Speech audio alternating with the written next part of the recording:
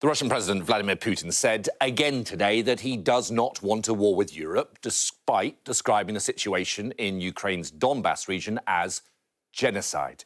It is a false claim. It is a heavily loaded claim, and it is a claim that could be used as a pretext for invasion.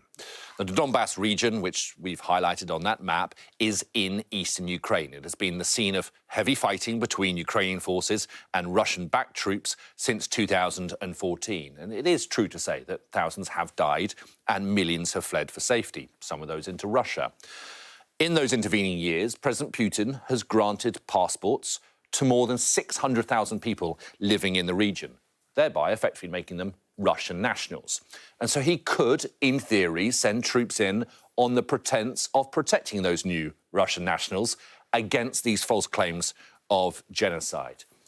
So with all that in mind, let's have a look at Russian troop movements and what they might or might not tell us about the coming days and the possibility of an all-out invasion of Ukraine.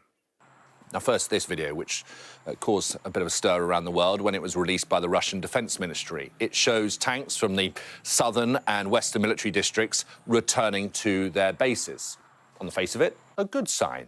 But Western officials that I've spoken to give it very little credibility. They point out that there is a lot of movement backwards and forwards, but most of it in one direction, and that is towards the Ukrainian border. So we're now going to show you a series of satellite photos to explain why they might conclude that. Now here we can see in the first satellite image the garrison at Yelnya in western Russia.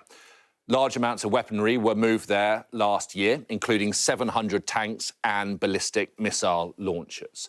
But take a look at this image that was taken on Sunday, and you'll see that has been a lot of movement and more units have arrived. The next image is an overview of the Soloti garrison taken on January the 12th, just northeast of the Ukrainian city Kharkiv. Now, I want you to concentrate on the top right-hand corner of the image, because in the next image, taken within the last 48 hours, you can quite clearly see there has been increased activity. And as a final example, this time, we're looking at the build-up of helicopters at a base in Crimea. 67 helicopters in total, some of them troop carriers, some of them ground attack aircraft.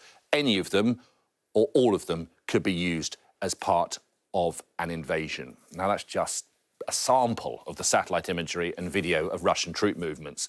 But it does, I think, paint a picture and explain why NATO and Western officials remain so concerned.